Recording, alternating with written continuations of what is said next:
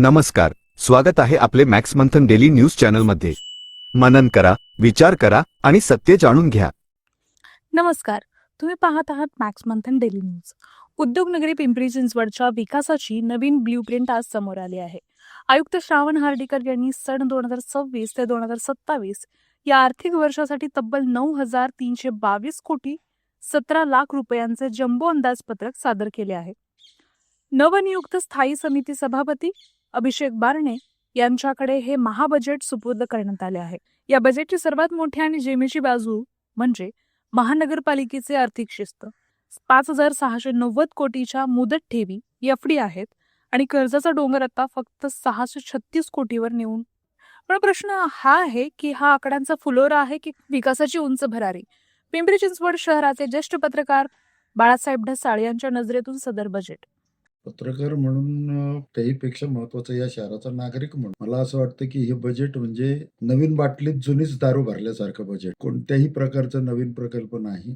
जे काही अगोदरचे प्रकल्प आहेत, जे प्रशासनाने सुरू ठेवलेले आहेत, तेच प्रकल्प या बजेटमध्ये पुढे ओढण्यात आलेत. नवीन कोणताही प्रोजेक्ट किंवा नवीन कोणतंही काम या बजेटमध्ये सुचवण्यात आलेलं. सगळ्यात महत्वाचा आणि गंभीर प्रकार असा की ह्या संपूर्ण बजेटमध्ये शासनाचे पैसे वगैरे सगळं मिळून 950 कोटीपेक्षा जास्त रकमेचं हे बजेट. त्यातलं महापालिकेचं 5,600 कोटी तर आणि बाकीची रक्कम ही शासनाकडून आणि युटीएफ कडून आपल्याला येणं आहे आणि त्याचबरोबर त्याचा खर्च आहे. 9,500 कोटींचं जे बजेट आहे, हे 9,500 कोटीचं बजेट आता कितपत खर्च होणार हा एक मोठा प्रॉब्लेम आहे. याचा सगळ्यात महत्वाचा भाग म्हणजे कोणतीही नवीन कामं सुचवलेली नाहीत, कोणताही नवीन प्रोजेक्ट नाही आहे. त्याच जुन्या प्रोजेक्टची बिलं फक्त काढली जातील. आत्ताच्या बजेटमध्ये जरी कागदावरती 5 कोटी शिल्कीचं हे अंदाजपत्रक असलं तरी ऑन रेकॉर्ड जर आपण बारकाईने ते बजेट सगळं तपासलं तर सुमारे 1,100 कोटी रुपये शिल्कीचं ते अंदाजपत्रक. कारण आपण शासनाकडून आलेले पैसे खर्च करणार नाही आहोत. त्यातले काही पैसे आपण म्हणजे खर्च करू शकणार नाही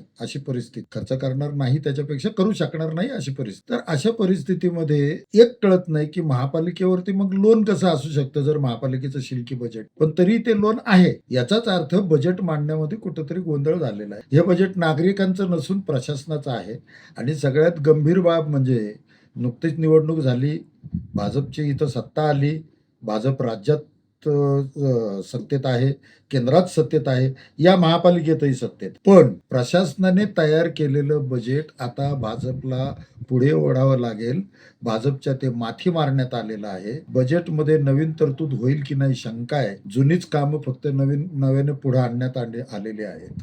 अशा परिस्थितीत भाजप काय शहराला आश्वासनं देणार हे पाहावं लागेल. चला तर मग पाहूया तुमच्या आमच्या खिशावर आणि शहरावर याचा काय परिणाम होणार आहे.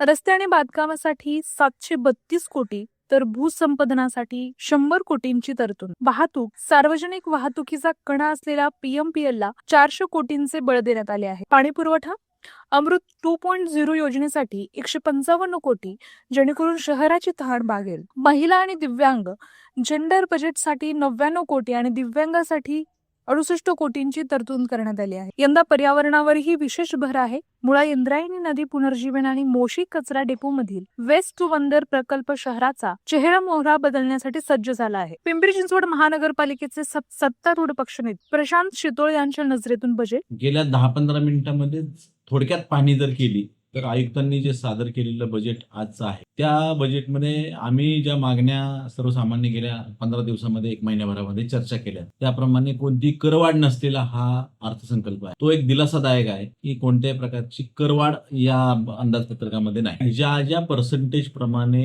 मेट्रो असेल, भामास्केट असेल, पाणी पुरवठा असेल, केंद्र शासन आणि राज्य शासन त्या पर्सेंटेज प्रमाणे जो काही आमच्या वर्षाचा आम्हाला हिस्सा द्यायचा आहे त्या योग्य तरतुदी अंदाजपत्रकात ठेवण्यात आले आणि त्याचा अतिरिक्त भार नाही म्हणता येणार. ते पैसे देणंच आहे आणि ते आज नाही, ते अनेक वर्षापासूनच जे प्लॅनिंग मध्ये आहे. त्याच्यामुळं विकास कामांना काही खीळ बसणार नाही. उलट मेट्रो सारखा प्रकल्प शहरात गरजेचा आहे. उलट आम्ही हिंजवडीपासून चाकणपर्यंत प्रस्तावित मेट्रोचे जे प्रकल्प आहे त्याला केंद्र शासनाने राज्य शासनानं आपल्या महेशदादा लांडगे आणि शंकर शेठ जगताप यांच्या पाठपुराव्यानंतर शहरामध्ये मेट्रोचं जाळं वाढवण्यासाठी जो प्रयत्न झाला तो यशस्वी झालेला आहे. उद्याच्या काळात मेट्रोचं जाळं वाढवण्यासाठी झालेले प्रयत्न आणि उलट त्या पुढच्या वर्षात तर आपल्याला जास्त तरतुदी लागतील आणि त्यासाठी सुद्धा आम्ही 100% चांगल्या पद्धतीने प्रयत्नशील. कुठल्या प्रभागाला कमी किंवा जास्त, तर एका बाजूला तुम्ही ड प्रभागामध्ये पिंपळे सौदागरचा परिसर आहे, ड प्रभागामध्ये वाकडचा परिसर आहे. हा एवढा चांगला परिसर झालाय की तो खूप चांगल्या रीतीने डेव्हलप पण झाले. तुम्ही असं कसं म्हणू शकता की तो परिसराला डेव्हलपमेंट नाही, उलट सगळ्यात चांगली डेव्हलपमेंट तिथे झालेली आहे. स्मार्ट सिटी पिंपळे सौदागरला आहे. वाकड सारखा एरिया खूप चांगल्या पद्धतीने डेव्हलप झाल्यामुळे तिथे रस्ते आणि याचे खूप कामं चालू आहेत. त्यामुळे त्यांना आवश्यक तो निधी दिला जाईल. उलट ज्या भागाला कंजेस्टेड एरिया म्हणून संबोधलं जातं, गावठाण म्हणून संबोधलं जातं, येत्या काळामध्ये गावठाण सुद्धा खूप छान पद्धतीने आम्ही विकसित करू. आव्हानं आम्हाला काही वाटत नाही. आव्हानं आता प्रशासनाला आहेत. 4 वर्षांमध्ये जे काही अडचणी त्यांच्यामुळे झालेल्या दिसतात, आव्हान प्रशासनासाठी. चुकीची कामं त्यांनी जी दिसतात ती परत होऊ नये, ती करू नये आणि प्रशासनाला आणि लोकप्रतिनिधी हे दोन्ही मिळून चांगला हा रथ चालावा म्हणून आमचा प्रयत्न राहील आणि उद्याचं शहर चांगलं करण्यासाठी आमचा कल राहील. पिंपरी चिंचवड महानगरपालिका शिवसेना पक्षाचे ज्येष्ठ नगरसेविका सुलभा उबाळे यांच्या नजरेतून बजेट सादर केलंय, पण अभ्यासासाठी 4 मार्च पर्यंत बजेट तहकूब करण्यात आलेलं आहे. खरं तर 4 वर्षानंतर प्रशासकीय राजवट संपून आज निवडून आलेल्या नगरसेवकांचं म्हणजे जे की या महानगरपालिकेचे विश्वस्त आहेत, खऱ्या अर्थानं त्यांना आज स्वतःच्या प्रभागामध्ये जी काही कामं करायची आहेत त्यासाठीचं बजेट असणं अपेक्षित आहे. हे ठेवलेलं प्रशासनाचं बजेट आहे. मागच्या 4 वर्षामध्ये प्रशासनाने नागरी सुविधांचा अभाव केलेला आहे, जेणेकरून प्रचाराच्या दरम्यान आम्हाला नागरिकांकडनं त्या समस्या ऐकायला मिळाल्यात. त्याच्यासाठीचं बजेट असणं आवश्यक आहे. त्यामुळे आम्ही आयुक्तांना आणि स्थायी समिती नवनिर्वाचित अभिषेक बारणे यांना विनंती केली की तुम्ही आमच्या उपसूचना घ्या, जेणेकरून आम्हाला वॉर्डमध्ये जी काही कामं आहेत ती ठेवता आली पाहिजेत. केंद्र आणि राज्य शासन आणि महानगरपालिका असं मिळून 9,500 कोटीचं बजेट दिसतंय. परंतु ते दिसत असताना जेव्हा बजेट मोठं दिसेल आणि लोकांची कामं होणार नाहीत, तेव्हा खऱ्या अर्थाने आमच्यावरती प्रश्नचिन्ह येईल. त्यामुळे आणि 3,500 रुपयाचं दायित्व आहे, 3,500 कोटी जे आपल्याला देणं आहे, आपण कर्ज आहोत. तर त्याच्यामुळे त्याच्यासाठी सुद्धा हे बजेट मध्ये काही रक्कम त्यांनी ठेवलेली आहे. परंतु महानगरपालिका म्हटलं तर मूलभूत सुविधा हा प्रश्न आहे आणि त्याच्यासाठी आम्ही सांगितलं की आमच्या उपसूचना आपण स्वीकारा आणि रस्ते, आरोग्य आणि पाणी ह्याच्यामध्ये जर वानवा असेल, म्हणजे वॉर्डमध्ये तर तक्रारी असतील, तर तुमच्या बजेटला काही अर्थ नाही. तशा प्रकारच्या सूचना केल्यानंतर त्यांनी उपसूचना स्वीकारण्याचं सांगितलेलं आहे. 4 मार्च पर्यंत पुन्हा एकदा आम्हाला बोलण्याची संधी मिळेल.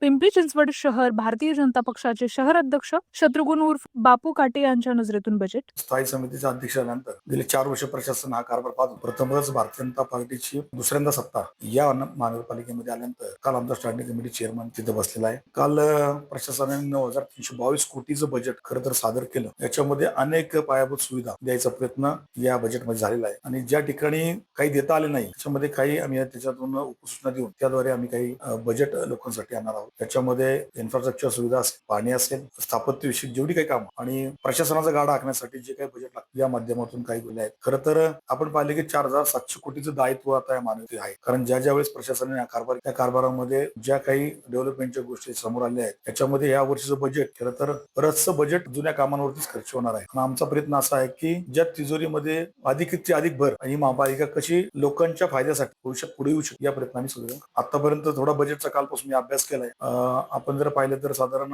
2.0 अमृत योजनेसाठी एक साधारण 55 ते 65 कोटी रुपये तिथे ठेवलेले आहेत. पाणी प्रश्नासाठी महत्वाचा विषय आहे. त्याच्यानंतर जी सार्वजनिक वाहतूक व्यवस्था आहे पीएमपीएल साठी 400 कोटी रुपयाचं अतिरिक्त फंडिंग त्या ठिकाणी ठेवलेलं आहे. आज या सगळ्या बजेटचा अभ्यास करून मी आणि आमचे सर्व सहकारी खरं तर सामान्य नागरिकांसाठी आपण काय देऊ शकतो तर अशा गोष्टीतनं वर्गीकरण करून आम्ही त्या सर्वांसाठी सुविधा उपलब्ध नाही. खरं तर हे शहर या शहरातील नागरिक आणि नागरिकांच्या याच्यावर चालणारे शहर आहे. आज तुम्ही पाहिलंय की टॅक्स रुपये आपण जो पैसा जमा करतो याच्यामध्ये बऱ्याच ठिकाणी नागरिकांना देणे शक्य होत नाही. तर आम्ही जसं महापौरांनी घोषित केल्याप्रमाणे 31 मार्च पर्यंत जर कोणी भरलं त्या तर साधारण 90% सूट आपण त्याच्यामध्ये देणार आहोत. आणि अशा गोष्टीची जी अभय योजना याच्यावरून आलेली आहे आणि त्याच्यातून नागरिकांना फायदा होईल. पण हे शहर नागरिकांच्या कल्याणासाठी चालू शहर आहे म्हणून त्याच्यातून नागरिकांना कसा फायदा होईल हे पण आम्ही पाहतो. तुम्ही आज पाहिलं असेल की पहिलीच आपली 1 GB झाली ती तहकूब झाली. या जनरल बॉडी ज्या आम्ही ठरल्याप्रमाणे शोध पत्रिका आम्ही काढतो आणि ज्या अनाठही कामांवरती जर प्रशासनाने खर्च केला असेल निश्चित या कामांना ब्रेक दिला जाईल आणि त्या कामांची चौकशी पूर्णतः करण्यात येईल